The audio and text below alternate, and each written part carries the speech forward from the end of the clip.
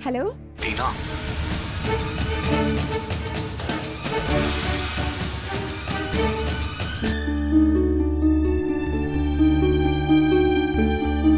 ओए, किसका था? आयरा। ऐसे कैसे समझाऊं कार्तिक? पहले पूरी बात बतानी पड़ेगी, तभी समझा पाऊंगी तुम्हें कि किसका फोन था। कार्तिक, क्या हुआ? सब ठीक है ना? किसका फोन था?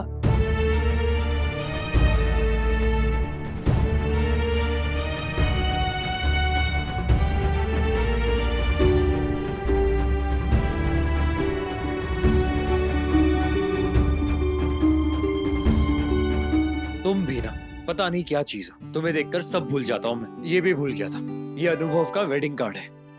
तुम जानती हो ना उसे? हाँ, क्यों नहीं जानूंगी? तुम्हारा बेस्ट फ्रेंड जो है। बस उसी का वेडिंग इनविटेशन है। और देखो, डिजिटल फोटो फ्रेम से वेडिंग इनविटेशन भेजा है।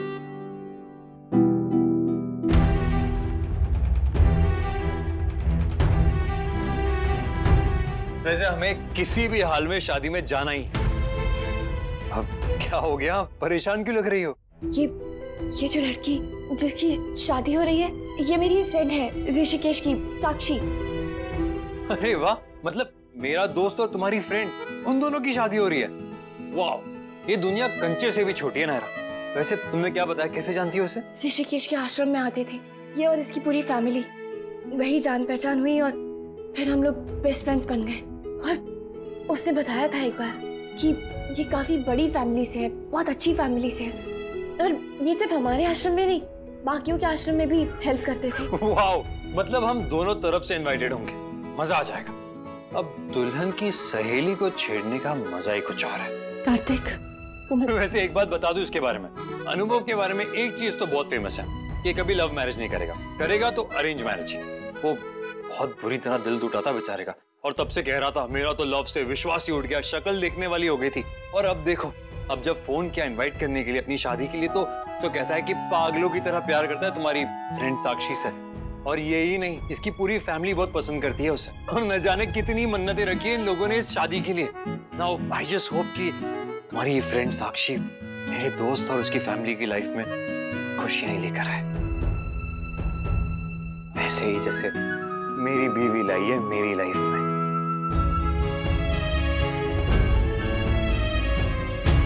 चाहती तो मैं भी वही हूँ कार्तिक।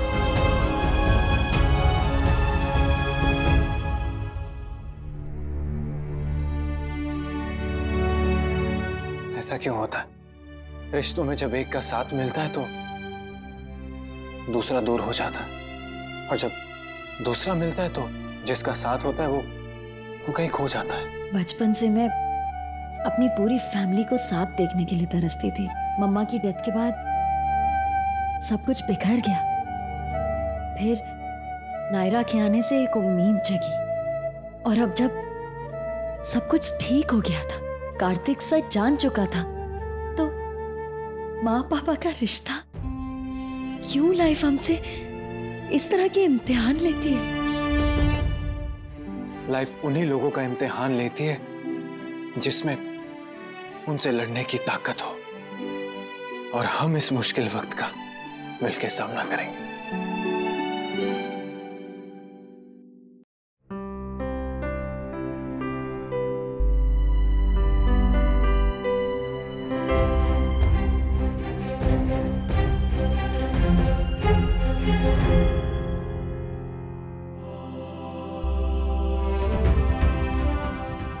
कभी सोचा नहीं था कार्तिक कि ये दिन भी देखना पड़ेगा।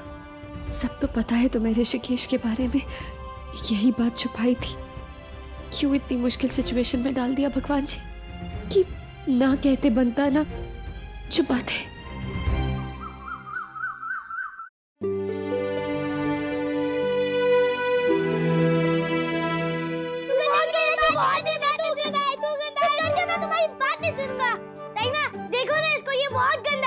कुछ नहीं किया है ताऊ जी, ये तो बस ऐसे ही बोल रहा है। पर झगड़ा क्यों कर रहे हो तुम दोनों? इंसानों की तरह बात करो बेटा, ऐसे कौन झगड़ता है? मैं ट्राई किया था पर कुछ तो सुन ही नहीं रहा है। नहीं, मुझे नहीं सुननी इसकी बात। इसने मेरा कलर बॉक्स चुराया है। चुराया नहीं, छुपाया था ताऊ जी, क्योंकि वो उससे आहट चुराने वाला था। मैंने तो उसकी हेल्प की पर ये मुझसे गुस्सा है, ये झूठ बोल रहा है। मैं तेरा भाई हूँ, मैं तुझे झूठ बोलूंगा क्या? क्या तेरे को इतनी भी इंटरेस्ट नहीं है मेरे ऊपर? हाँ नहीं है, तू बहुत गंदा है, तू करना ही है मुझे।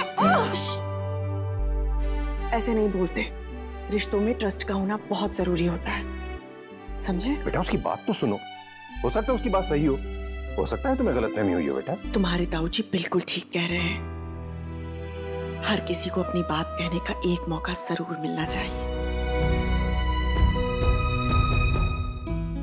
नायरा, अनुभव और साक्षी के लिए कोई अच्छा सा गिफ्ट सोचना ना प्लीज। तुम साक्षी से पूछ लेना कि उन्हें क्या पसंद है। अपनी पसंद का गिफ्ट होना तो बेटर होता है, नहीं? हाँ तो मुंह क्या देख रही हो, पूछो, फोन करो उसे। नंबर नहीं है तुम्हारी फ्रेंड का? वो अभी सुबह सुबह नहीं, बाद में फोन करती हूँ। ओके।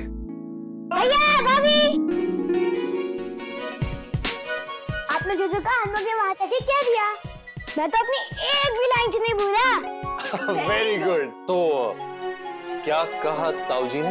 पहले बोला कि हर किसी को चांस मिलना चाहिए अपनी बात कहने का, फिर अचानक चुप हो गए। टाइम वाले भी उनको सपोर्ट किया, फिर वो भी सब चुप हो गई। हाँ, thank you so much Lavkush, आप दोनों ने ना बहुत अच्छा काम किया। अब यहाँ तुम दोनों से एक और जरूरी बात करनी है। स्कूल से कंप्लेन आई है क्या? हाँ। नहीं, कोई कंप्लेन नहीं आई। एक्चुअली आपके आर्यन भैया के बारे में बात करनी है।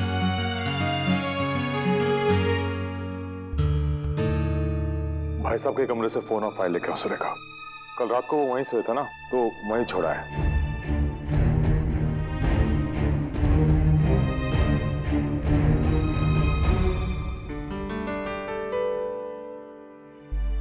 ये किस लिए? आप हमारे बड़े भाई हो इसीलिए।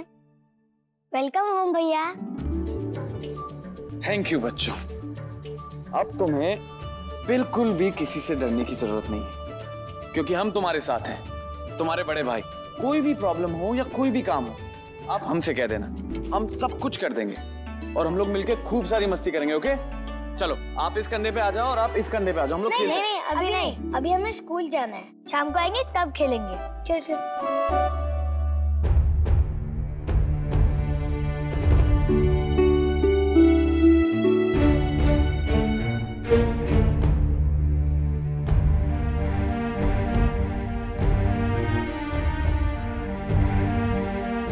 आपने बताया उन्हें, थोड़ा अच्छे से ही बता देते, कम से कम ऐसे खिंचे खिंचे तो नहीं रहते। वो खुशी से स्वागत करते अपने बड़े भाई का। रिश्ते बनने में थोड़ा टाइम लगता है शुभम, थोड़ा सब्र करो, थोड़ी कोशिश करो, फिर तुम आराम से दिल जीत लोगे उनका। और सिर्फ उन्हीं का नहीं, सारे घर का। और मेरी मानो तो शुरुआत अपनी माँ से करो।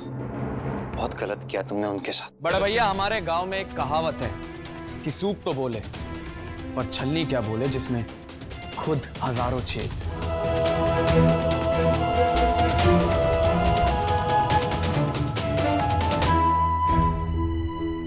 कितना बेवकूफ है, अपना बुरा भला खुद समझता नहीं। भगवान करे जल्दी ही समझ जाए।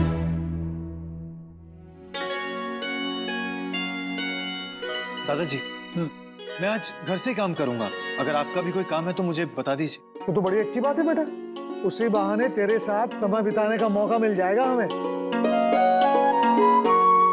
अब कीर्ति बेटा, यहाँ तो आ जरा। मैं मेरा चश्मा भूल गई, मुझे कुछ दिखाई नहीं दे रहा। ये देख के बता, पूर्णिमा कल की है ना? जरा देखो। जी बड़ी दादी, कल ही है।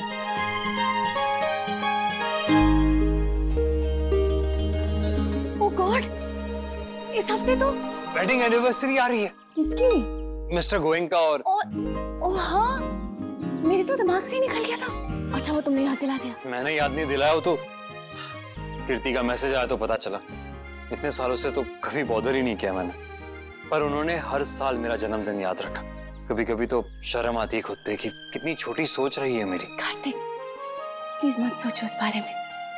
खुशी इस बात की है कि अब तुम्हें सब सच पता चल गया है ना। वैसे बहुत सही टाइम पे एनिवर्सरी आई है उनकी। अगर हम कोशिश करें तो उसका फायदा उठा सकते हैं। हाँ, अगर उस दिन तुम लोग कुछ करने की सोच रहे हो तो इस बात को यही खत्म कर दो। हाँ कार्तिक, तुम कोई पार्टी वगैरह प्लान मत करना। इस सिचुएशन में ये उनके जख्मों पे नमक छिड़कने जैसा होगा। पर चाचू, ऐसा भी तो हो सकता है ना कि पुराने दिन याद करके उनकी नाराजगी खत्म हो जाए, उनके बीच की दूरी खत्म हो जाए। और ये भी हो सकता है कि पार्टी में कोई बड़ा तमाशा हो जाए और गोयनका खानदान की इज्जत की धज्जियां उड़ जाए।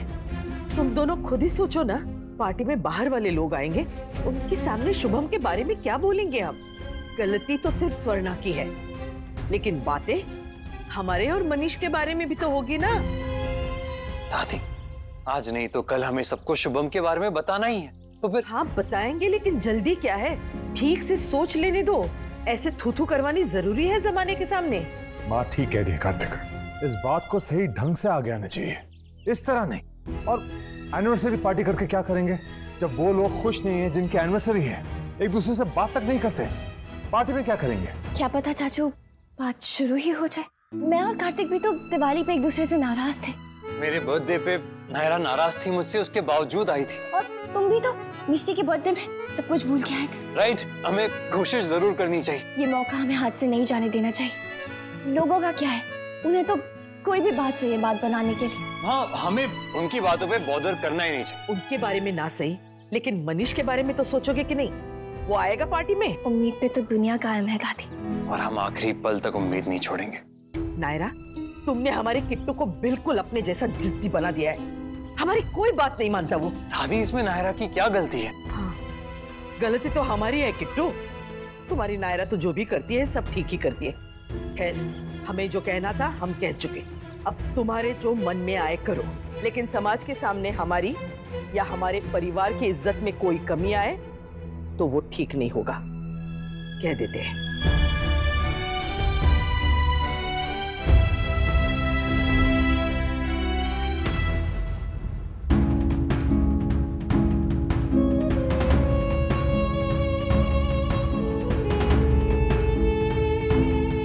बिल्कुल फिक्र मत कीजिए, हम पूरी कोशिश करेंगे कि सब ठीक हो जाए।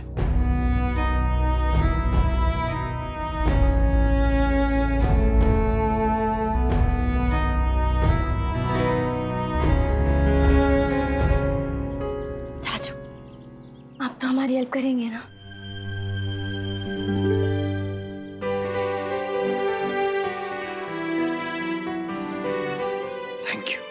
Thank you so much Naira, मुझे पूरा यकीन है कि तुम्हारा ये आइडिया वर्क करेगा। मुझे भी। हमारी हेल्प करना भगवान जी। चलो, मीटिंग के लिए लेट हो गया, मुझे चलता हूँ मैं। और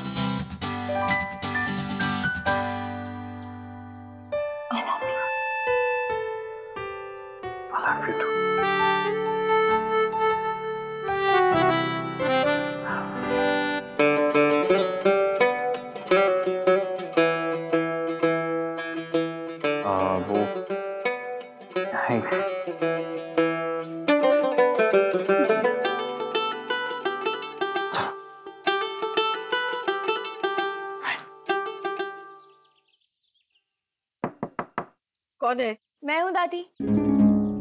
अभी नहीं नायरा, अभी हम बिजी है, बाद में आना। दादी वो मैं हमने कहा ना, अभी हमारे पास टाइम नहीं है, बाद में बात करेंगे। दादी बस 2 मिनट। अब क्या इस बारे में भी जिद करोगी क्या? हम जानते हैं तुम एनिवर्सरी के बारे में बात करने आई हो। हम जो सोचते हैं हम वो बता चुके हैं। अब और क्या सुनना बाकी है? कभी कभी हमें लगता है तुम ढूंढ ढूंढ के तरीके निकालती हो हमें परेशान करने के। अब जाओ और हमें चैन से बैठने दो प्लीज। दादी आपका फोन बंद है शायद, इसीलिए गुरुजी ने लैंडलाइन पे कॉल किया। लीजिए। तुम पागल हो क्या? इतनी देर से बता नहीं सकती कि गुरुजी का फोन है? क्या सोचते होंगे गुरुजी हमारे बारे में कि हम अपनी बहू से इस तरीके से बात करते हैं? तुम तो यही चाहती हो ना कि दुनिया हमारे बारे में गलत सोचे। दादी आप पहले गुरुजी से बात कर लीजिए, मैं डांट खाने बाद में आ जाऊँ।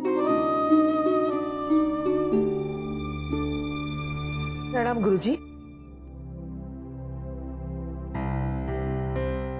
पापा की एनिवर्सरी पार्टी कराना चाहती हैं आप? माँ और पापा दोनों की। ये जानते हुए भी कि पापा नाराज हैं उनसे? हाँ, क्योंकि ये कोशिश होगी उन्हें पास लाने की या मेरी बेइज्जती करने की।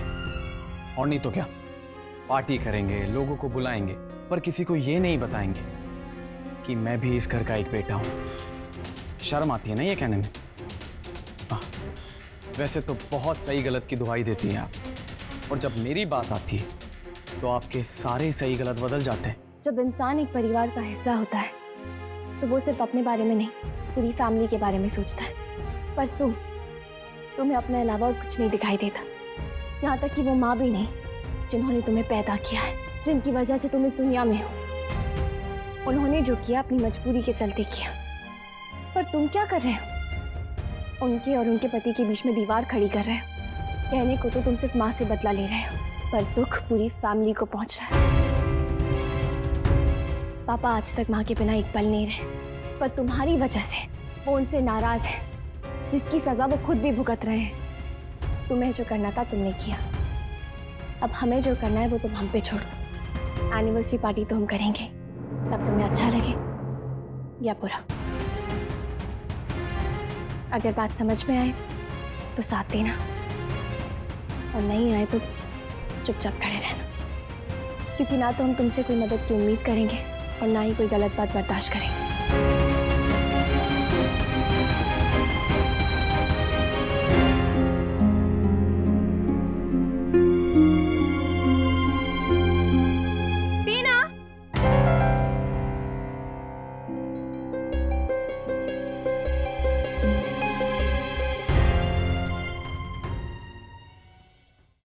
साक्षी, साक्षी,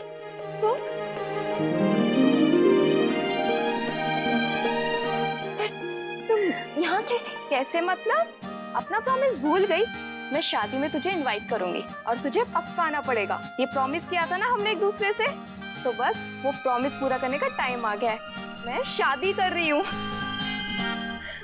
मुझे पता है।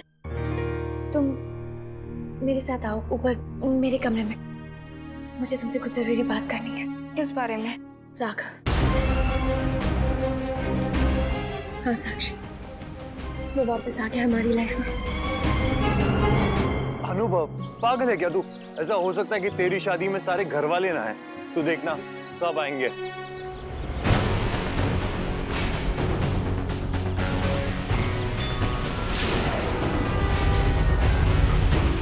और वैसे भी हम दोनों साइड से इनवाइटेड है। मैंने तो नायरा से कह दिया, तुम चाहे साक्षी की साइड से जाओ, पर मैं तो अनुभव के साइड से ही जाऊंगा।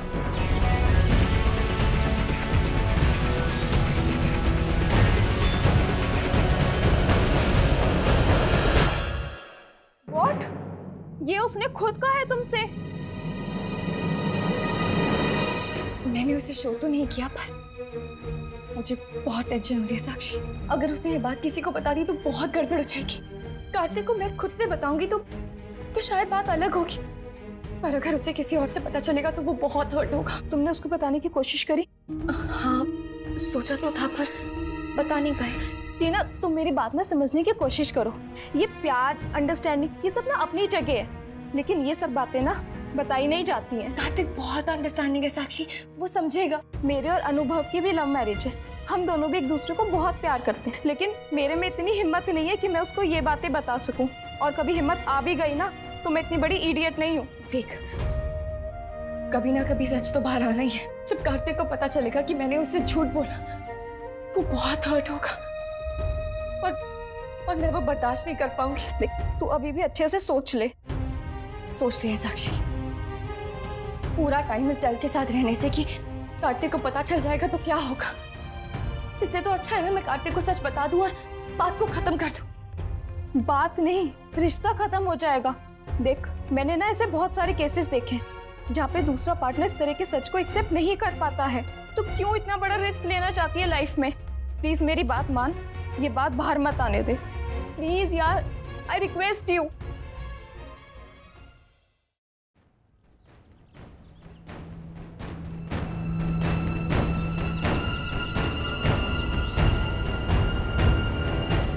और अगर राघव ने उसे बता दिया तो उसने कुछ तो कहा होगा कि वो ऐसा क्यों कर रहा है, उसको चाहिए क्या? नहीं, फिलहाल तो कुछ नहीं कहा। वैसे भी मैंने उसे डांट के भगा दिया था, इसलिए भी वो अपनी बात कह नहीं पाया होगा। पर जितना मैं उसे जानती हूँ, वो चुप बैठने वालों में से नहीं है। पक्का कुछ चल रहा होगा उसके दिमाग में।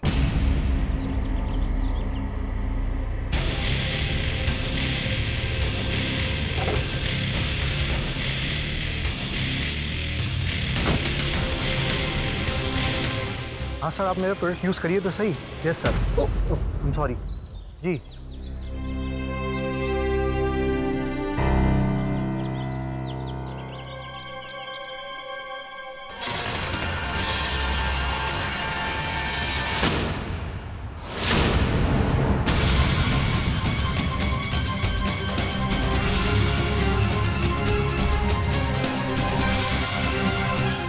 टेंशन मत ले, कुछ नहीं होगा।